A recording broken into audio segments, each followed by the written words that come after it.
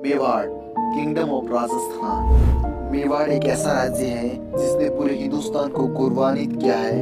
एक ऐसा राज्य है जिस पर कोई भी विदेशी आक्रमणकारी अपना कब्जा नहीं जमा पाया। जी हाँ, एक ऐसा राज्य है जहाँ के लोग सर कटा सकते हैं मगर सर झुका नहीं सकते। एक ऐसा स्टेट जो पूरी दुनिया में अपनी देशभक्ति, त्याग, बलिदान, गौरव और अपनी संस्कृति के लिए जाना जाता है।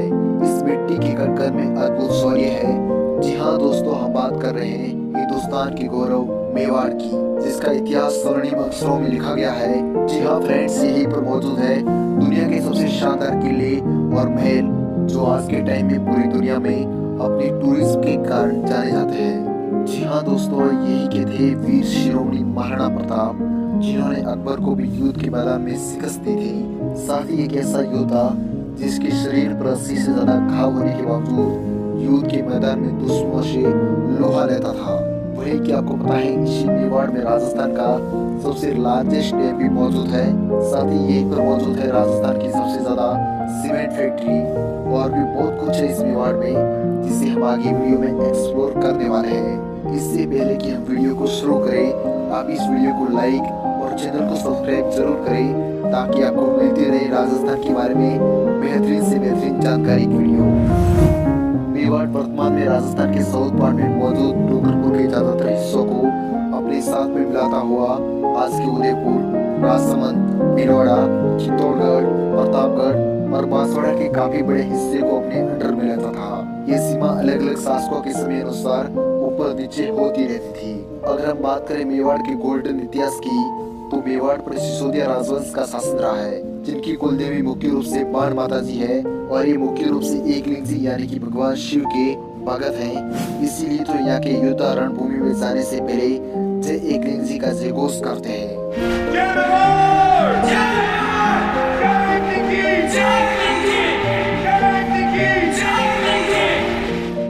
मेवाड़ की स्थापना 566 ईस्वी में कोयलादित्य ने की थी। इससे पहले मेवाड़ को शिव, प्रागवाड़ व मेदपाट के नामों से जाना जाता था। 566 ईस्वी के बाद समय बीतता जाता है और मेवाड़ पर अलग अलग शासक अपना शासन करते हैं और मेवाड़ की सीमाओं का विस्तार करते रहते हैं। इसके बाद 728 ईस्वी में बप्पा रावल ने चित्तौड़ के शासक मानमोरी को हराकर चित्तौड़ पर भी अपना अधिकार स्थापित कर लिया।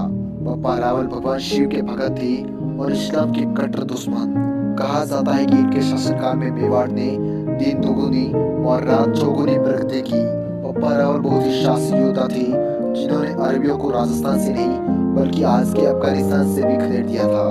आज के पाकिस्तान में मौजूद रावलपिंडी शहर की स्थापना भी बप्पा रावल ने ही की थी, और मुख्य रूप से अरबियों को भारत से खदेड़ने का श्रेय भी बप्पा रावल को ही दिया जाता है। और कई इतिहासकारों का कहना है कि मेवाड़ की स्थापना भी बप्पा रावल ने की थी। बप्पा रावल ने 728 से 753 ईस्वी तक मेवाड़ पर शासन किया। इसके बाद सुमेर सिंह मेवाड़ के नए राजा बने, और इसी प्रकार मेवाड़ के शासनकाल समय के साथ साथ आगे बढ़ता गया और रतन सिंह, चेतन सिंह, रावल सिंह, विक्रम सिंह जैसे कई शासक मेवाड़ पर अपना शासन करते हैं। और इसके बाद में 1172 ईस्वी में सामंत सिंह मेवाड़ के नए राजा बनते हैं। लेकिन कुछ समय के बाद ही मेवाड़ पर जालोर के चौहान वंश का अधिकार हो जाता है। लेकिन कुछ समय के बाद ही सामंत सिंह के छोटे भाई कुमार सिंह वापिस मेवाड़ पर अपना अधिकार स्थापित कर लेते हैं। बीतते समय के साथ 1213 ईस्वी में मेवाड़ के नए शासक बनते हैं जयतर सिंह, जिन्होंने भूताला का युद्ध जीता और चित्तौड़ को अपनी नई राजधानी बनाया। समय के साथ 1301 ईस्वी में मेवाड़ के नए राजा राव रतन सिंह बनते हैं। इनकी पत्नी का नाम पद्मावती था, जो दिखने में बेहद ही खूबसूरत थी। और जब इस बात का पता दिल्ली के शासक अलाउद्दीन खिलजी को लगता है तो वो पद्मावती को मारने की शाम में मेवाड़ पर आक्रमण करता है। लेकिन अपनी एड़ी चोटी का जोर लगाने पर भी वो चित्तौड़ के किले में प्रवेश नहीं कर पाता है। तब अलाउद्दीन खिलजी मेहमान बनकर धोखे से चित्तौड़ के किले में प्रवेश कर जाता है और वहीं से रावलपुर सिंह को बंदी बनाकर अपने साथ दिल्ली ले जाता है और वहां से मेवाड़ संदेश भिजवाता है, जिसको मैं मशहूर कवि पंडित नरेंद्र मिश्र की 4 पंक्तियों के माध्यम से आपको सुनाता हूँ कि खिलजी का चित्तौड़ दुर्ग में एक संदेशा आया, जिसे सुन सकती सौंदर्य पर फिर अंधियारा छाया। 10 दिन के भीतर न पद्मिनी का डोला यदि दिल्ली आया, तो फिर राणा रतन सिंह का शीश कटा पाओगे, और यदि शाही शर्त न मानी तो पीछे बहुत पछताओगे। जब ये संदेश मेवाड़ की रानी पद्मिनी को पता चला, तब इसके जवाब में गोरा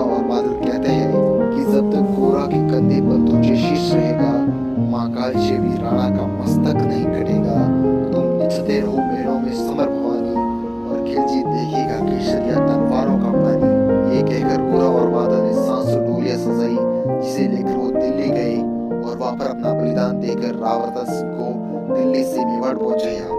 यहीं पर गोरा ने अपनी शीश कटने के बाद भी अपने धड़ से युद्ध किया था। इसके बाद 1303 ईस्वी में खिलजी ने फिर मेवाड़ पर आक्रमण किया और इस युद्ध में मेवाड़ी वीरों ने खिलजी की सेना को कड़ी टक्कर दी, लेकिन अंत में खिलजी युद्ध जीत गया। तभी पद्मिनी और 16,000 स्त्रियों ने जोहर किया था, जो आज भी स्वाभिमान का प्रतीक है। इसके बाद खिलजी ने 30,000 निर्दोष लोगों को मौत के घाट उतार दिया था, जो इतिहास की सबसे क्रूर घटनाओं में से एक मानी जाती है।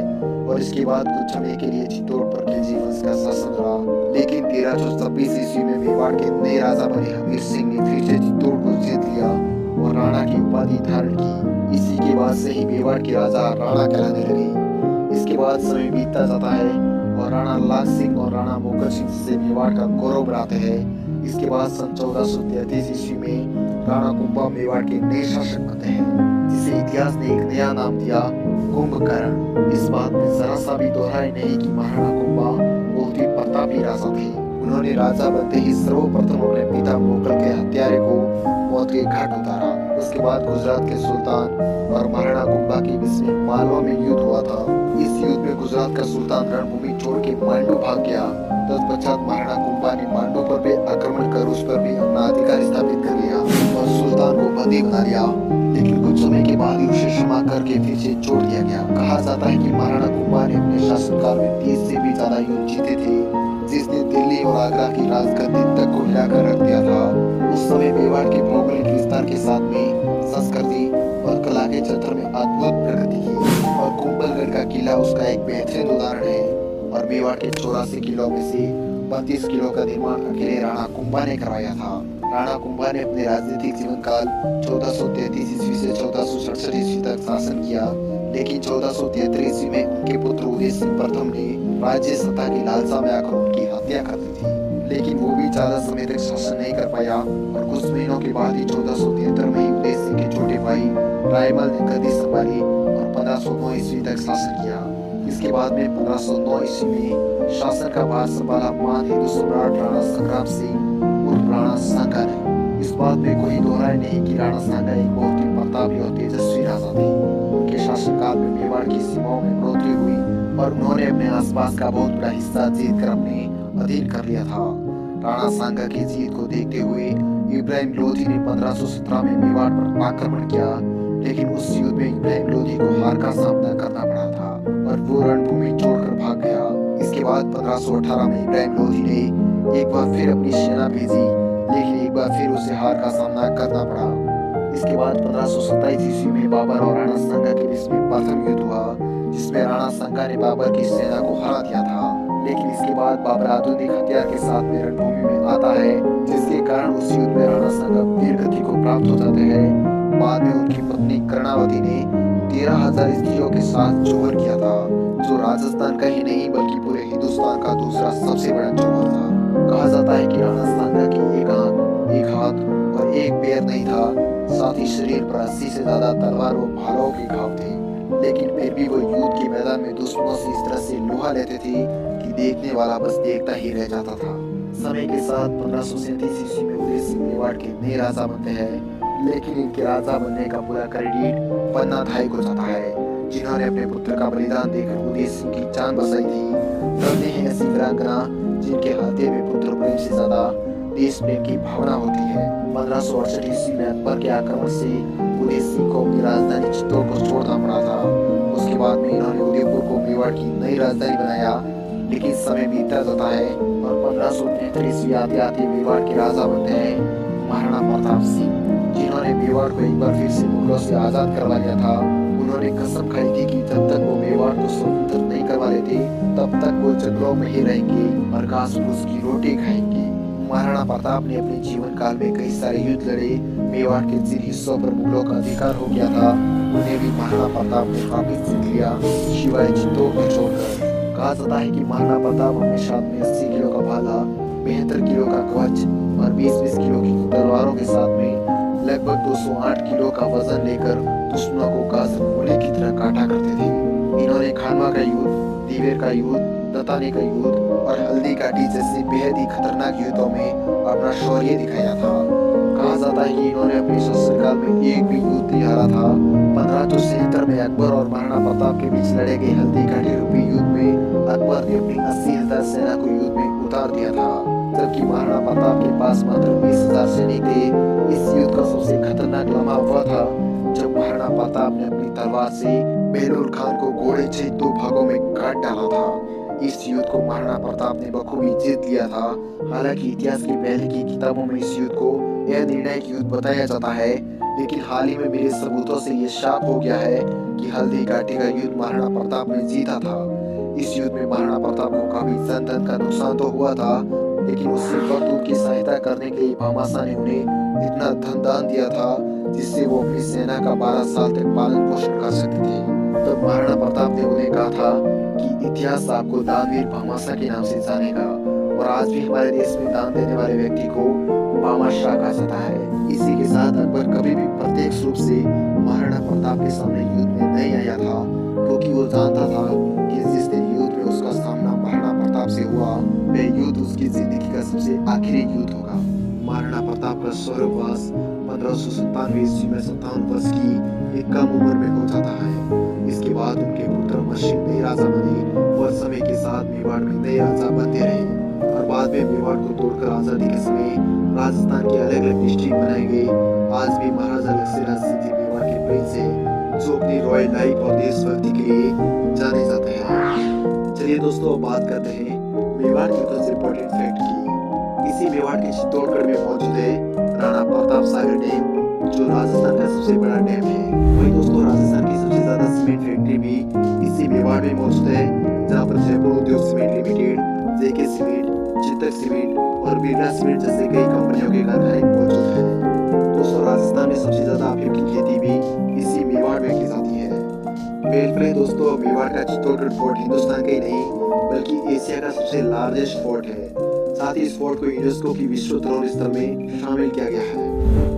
इसी मेवाड़ की कैपिटल उदयपुर को झीलों की नगरी यानी कि सिटी ऑफ लेक्स के नाम से भी जाना जाता है, जहाँ पर हर साल तकरीबन लाखों टूरिस्ट घूमने आते हैं। दोस्तों, वर्ल्ड की 4th और इंडिया की 2nd लार्जेस्ट मूर्ति स्टैच्यू ऑफ यूनिटी इसी मेवाड़ के राजसमंद जिले में मौजूद है।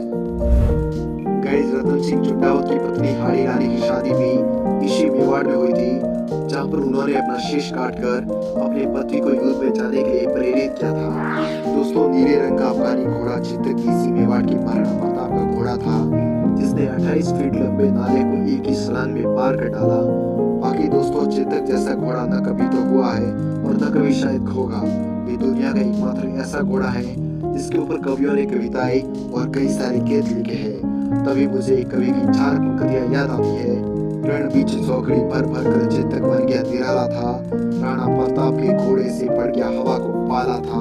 कीर्तनक भी चित्तक तन पर राणा प्रताप का घोड़ा था, वे दौड़ रहा अरी मस्तक पर या आसमान पर घोड़ा था, जो तनिक हवा से पाखिरी लेकर सवार उड़ जाता था।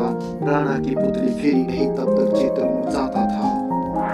इसके अलावा भी दोस्तों, मेवाड़ के कई सारे फैक्ट और इन्फॉर्मेशन है, जिसे अगर आप जानना चाहते हो तो आप हमें कमेंट्स बॉक्स में मेवाड़ पार्ट 2 लिखिए। हम आपकी डिमांड के अनुसार मेवाड़ का पार्ट 2 जरूर लाएंगे, जिसमें मेवाड़ के बारे में काफी इंटरेस्टिंग इन्फॉर्मेशन दी जाएगी। आज के वीडियो में फिलहाल इतना ही।